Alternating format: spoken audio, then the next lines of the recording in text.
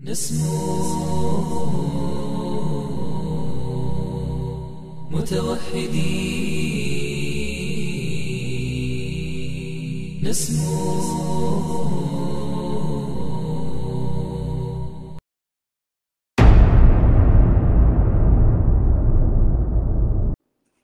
السلام عليكم ورحمة الله. علیکم السلام ورحمت شیخ صاحب عزیز، شما گفتیم که اسلام لغوی استعمال می شود نمی شود؟ ما گفتیم مسلمان لغوی استعمال نمی شود. این چنین عباره رو یگان نفر از سلف تا همین روز یگان نفر علما کفار و مشرکین رو مسلمان لغوی نگفتن. انا می خیلی مثل کنومی یا مجازی نگفتن. هیچ این خیلی عباره نیست. همه دلیل هایی که میارن او دیگر چیز است. او در دیگر وادی است، اینو در دیگر وادی است. یگان نفر گفتگی نیست.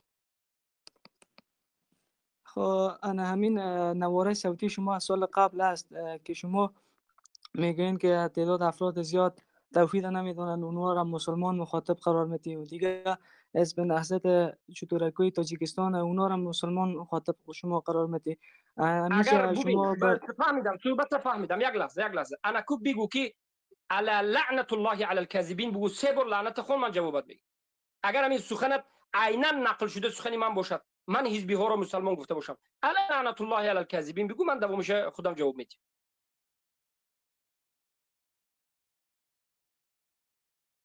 بفرما. تو کی تهمت تو بکی مبارزه که ما به حزب بردیم، این مبارزه سخت سرسختانه ما را هیچ کس بردگی نیست. تمام تاجیکستان از این چیز باخبر است. شما برادرانی که از افغانستان هستید از این مبارزه خونسردانه سنگینی سختینی ما بیخبر هستید.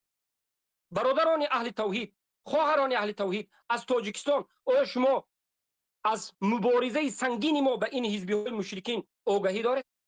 که یگانه طالب علمی که ما از اهل سنت و جماعت داریم، برادرانی که هستیم از سالی که 2016 تا امروز چقدر مبارزه سنگین به اینا بردیم، اینقدر مبارزه سنگین بردیم، تکفیر کردیم. ببینید کذاب میاد میگه که شما نهضتی ها رو مسلمان گفتید. میگه انا من گفتم که لعنت الله بر کاذبین گو گریخت رفت.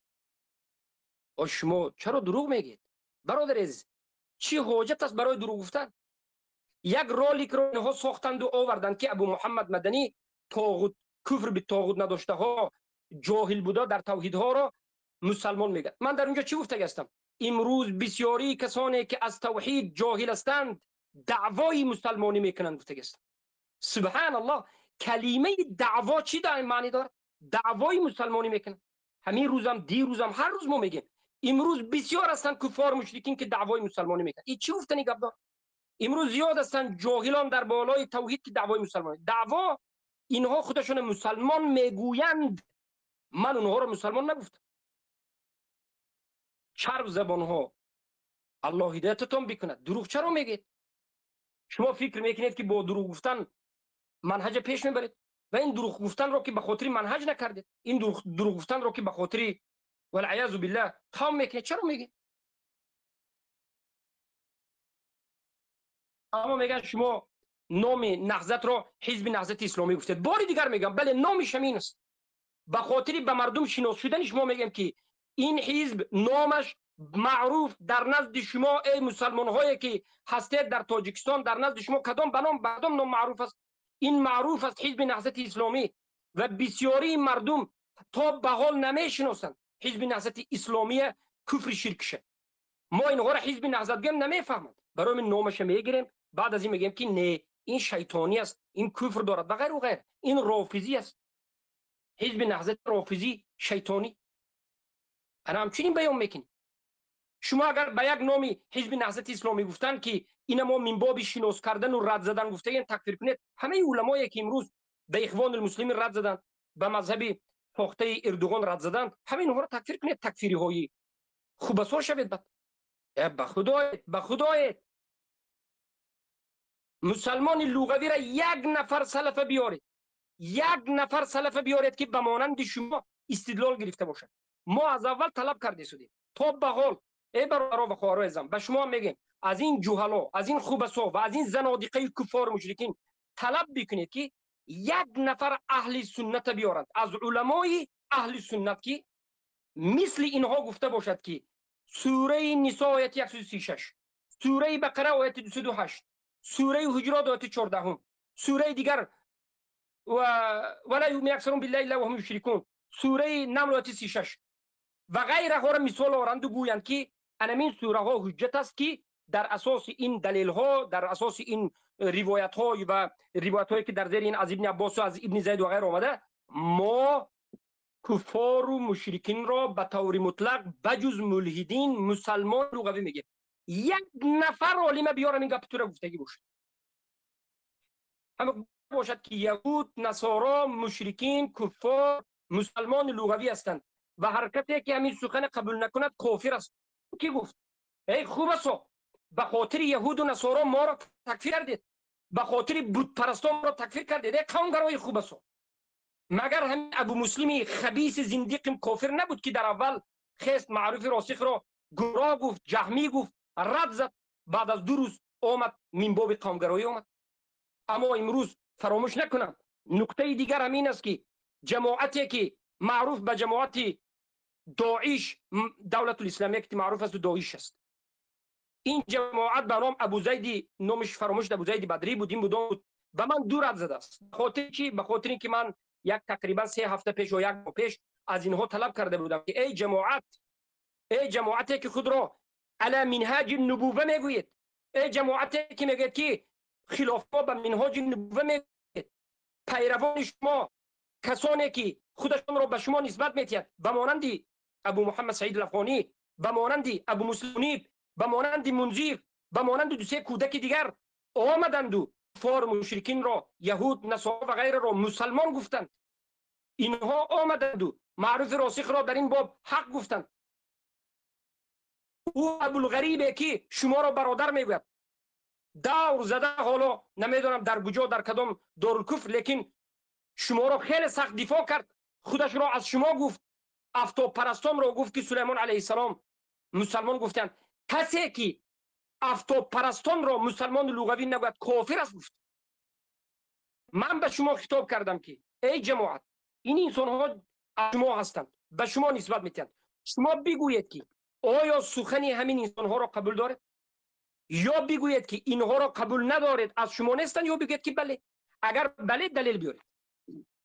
من این سوال را کردم. بسم الله.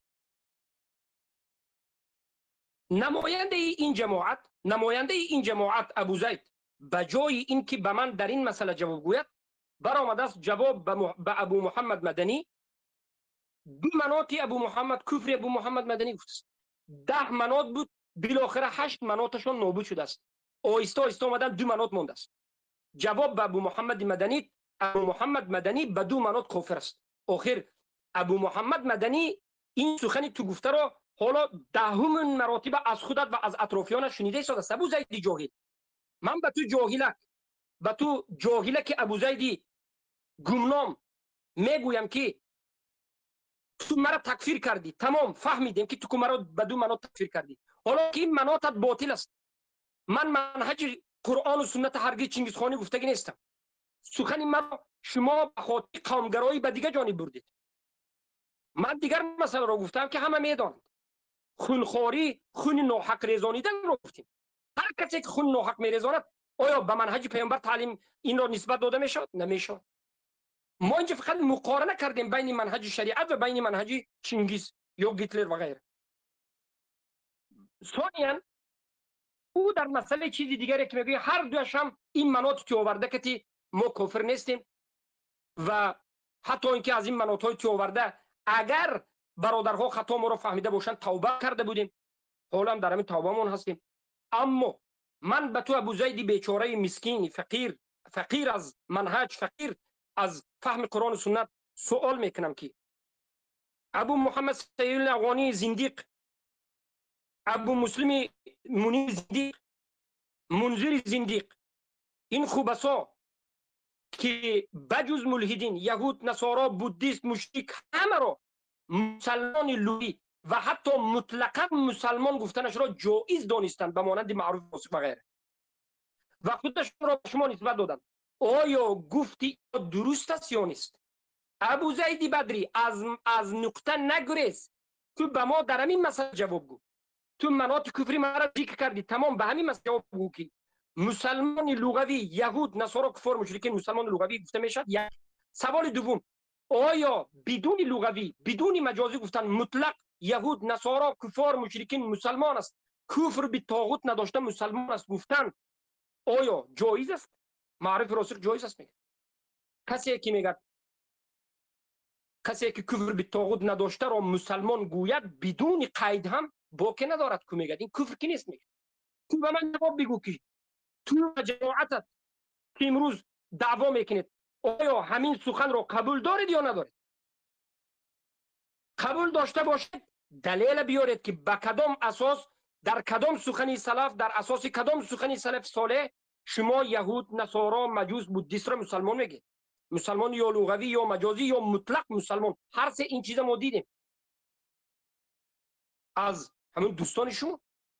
اگر میگید که نه این چیزا ما وجود نداره، مرامت انیق کن و اینها رو این دوستای خودت رد زن و براءت اعلام بکن، یا براءت اعلام بکن از جماعت، از این دوستایت، از این کسانی که خودش رو به شما نسبت میدهد، یا به ما انیق و دقیق فهمون که تو در همین منهج هستی که مردم موحد فهمن که شما چی عقیده دارید. ما از شما سوالی انیق کرده ایستادیم، به جای سوالی ما را جواب گفتن این بیچاره مسکین فقیر از منهج میاد میگه ابو محمد مدنی کافر است. تو به من سوالی من جواب بگو.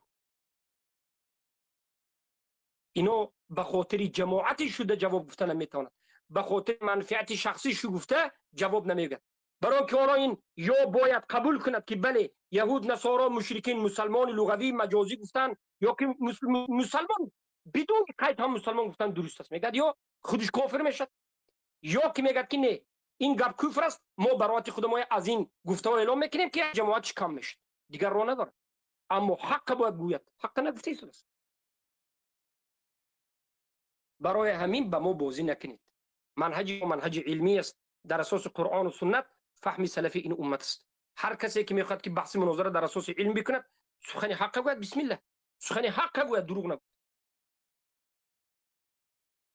بسم الله سخن حق گوید، فقط دروغ نگوید. و ان شاء الله سبحانه و تعالی که ما به هر یک گفتهمون کرده امون جواب میگیم.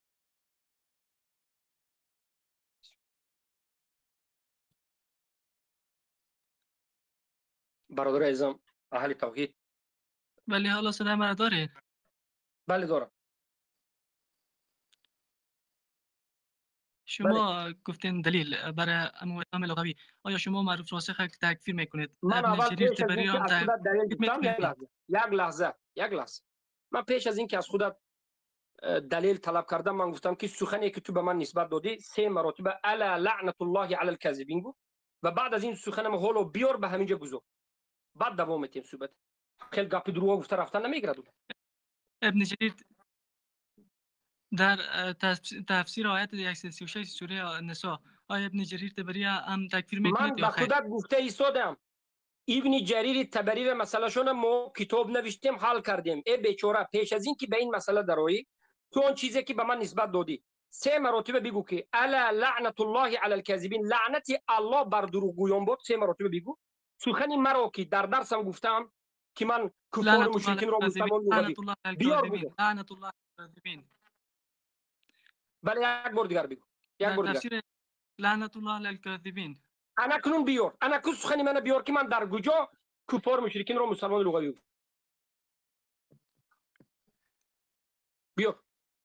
فعلا ما فعلا نوار فعلا تونه ای جوان مرد، آدم مسلمان مردی با آداب و با اخلاق همون کسی است که در وقت سخن کردنش همه حجت دارد. اگر فعلا نداشته باشی در بین مردم برآمده تو شبهه نکن، چهره من سیاه کنی را حرکت نکن. فهمیدی؟ تو اول آماده شو به گپ زدن، بعد بیا گپ زن. به تو کی اجازه داد که بیای دروغ بگویی؟ بعد از این من وقتی که تو را طلب کردن فعلا من ندارم بگویی، تو نداشته باشی چرا دهانت را میکشی؟ اینجا مگر یگان بازار است؟ اینجا یگان مگر دیوانه خونه است که هر چیزی خواهی بگویی بعد از این فعلا من در سفر هستم بگویی؟ تو چیزی که دعوا کردی اول اثبات بکن، بعد از این به تو اجازه است که صحبت بکنی. لعنت طلب کردی، اناکنون دو تا صدای مرا بیار که من حزبی ها را مسلمان گفته باشم و من کفار مشرکین یهود و نصارا بودیست را مسلمان رو گفته. بسم الله بیار، بعد از این صحبت میکنیم قطع تو. اما در مسئله شما در با تو جواب ما مسئله تا فهموندیم.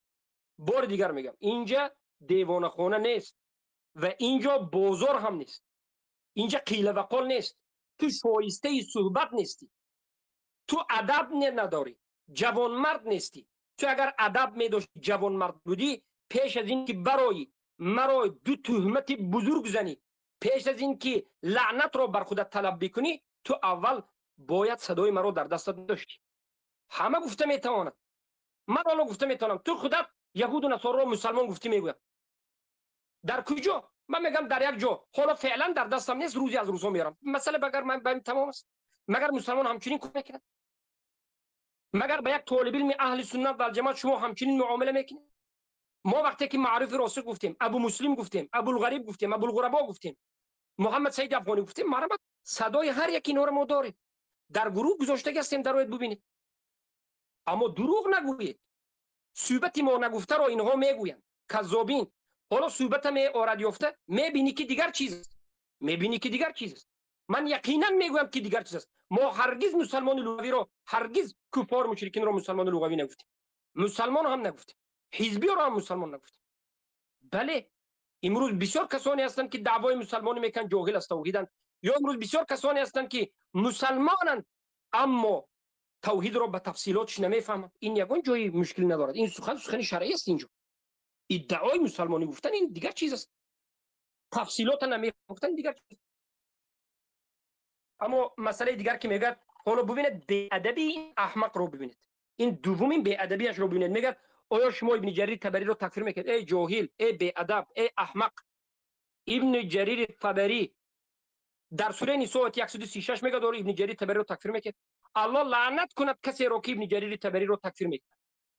الله لعنت کند کسی رو که در بالای ابن جریر طبری حکم کفر اثبات میکرد. ابن جریر طبری یکی از علمای سلف رحمه الله. اما شما خوب است ابن جریر طبری رو به بالاش تهمت کردید. ابن جریر طبری در هیچ جای قرآن در تفسیر قرآن نگفته است که یهود، نصارا، مشرکین، بودیست همه را کسانی که کفر به طاغوت ندارند مسلمان لغوی گفته میشه. ولی ابن جریر گفته است که امنو من باب لغوی اومده است. امنو من باب لغوی ایمان آوردند، ایمان آورده ها ایمان می آورند. چه مشکلی دارد این؟ در زیر سوره نساء 166 گفته است که امنو معناش این مؤمن گفتن نیست. در اینجا الله مؤمن نگفت، امنو گفت. اما این جوهلا خودشون رو به کور کری میزنند، این کفار خودشون رو به نادانه میزنند. بله برادر عزیزم بفرمایید که من زیاد صحبت نکردم، کمی خسته ام. ان شاء الله شیخ ابو محمد مدنی جایزه گپ زنیم، یک دو سخن داشتیم. بسم الله بفرمایید. شیخ واز همین جوان شما قپیدین و گفتین که لعنت الله علی الکاذبین بگو و گفت و بعد از این دلیل آورده نتونید. والله قسم شیخ قسم میخورم او سلمو دایمو قطعی محمد سید افغانی وقتی گپ میزنیم والله قسم شما را شیخ الاسلام میگفت، شما را تعریف میکرد، میگفت برادرای توجیک یک تامین است که به سوی لا اله الا الله دعوت میکنه. امروز برآمده میگم من در کجا ابو محمد مدنی را شیخ گفتم. والله ما تعجب میکنیم در چه خیلی دروغگوان شیخ. باور کنید من از دروغگویی اینو من شرم میدارم. باور کنید من اذیت میکشم. من از دروغگویی اینها بجای اینها عرق جبین من میریزد که یک مرد تو کدام اندازه پس شود دروغ گوید، تهمت زند. این مسئله شرعی است، احتیاج به دروغ گفتن ندارد، هرگز احتیاج به دروغ گفتن ندارد. چیزی که نگفتیم به سری ما میارند، صدا رو بیار بگه میگن که فعلا در سفر است، همیشه اینو در سفر است. والعیاذ بالله دروغ چی لازم است؟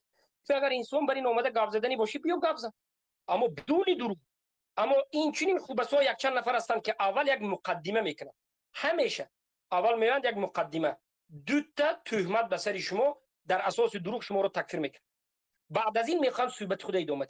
ما همیشه از اینا طلب میکنیم که بدون مقدمه تو به ما صحبت علمی کردنی باشی بسم الله به موضوع داخل شو، اما بدون اینکه در حق من دروغ بگویی.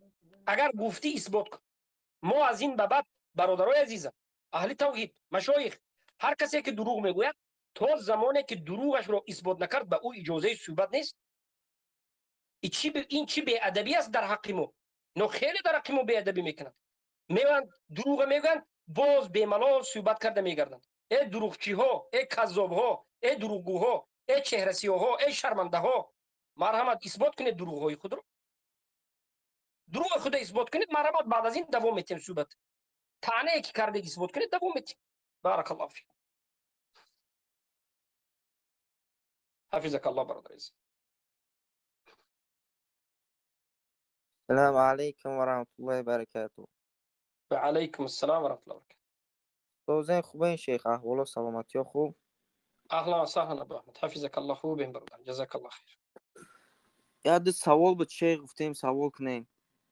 برادر عزیزم حالا من در یک شرایطی هستم که یک علاج شرایطی سوال جواب ندارم، لیکن به برادرها میگم که خیلی در همون مسئله این اهل بدعت روبرو باشند، سخت بیستند و یک سوال را از اینها همیشه سوال بکنید. برادر عزیزم، خواهرها و برادرها، یک نفر عالمی را از زمان پیامبر تا امروز، تا انمی روز، یک نفر عالم اهل سنتی را برید که کفار مشرکین را گفته باشد یهود، نصارا، بودیست ها، مشرکین و کسانی که کفر به طاغوت ندارند از سبب اینکه جزئی به ربوبیت، به جزئی از ربوبیت ایمان دارند، یعنی ربوبیت میفهمند و قبول کردند، یا بعضی از عملهای اسلامی کسایی که کفر به طاغوت نداشتند انجام میدهند، ما اینها را مسلمان مقیدا لغوی یا مسلمان مجازی یا مسلمان یکی از اینها را گفته باشند، میگویم بیارید اینجا سندن بیارید که ما مطلق یهود، نصارا، بودیست ها را مسلمان میگوییم، مسلمان لغوی. یک روایت بیارید که صحیح سندن ثابت باشد. نباشد همین سوال به جواب گفتن نتوانید. انا همین خودش بس است که شما گمراهید. همین سوال به جواب گفتن نتوانستن شما دلالت میکنه که شما ضال مضلید. ما زنادقه ها به دین الله دارید بازی میکنید، به خاطر یهود و نصارا اهل توحید تکفیر کردید. اخزاکم الله، قبحکم الله. برادران عزیز، مشایخ صحبت بکنین، بنده کمی مشغول شدم. بارک الله فیکم.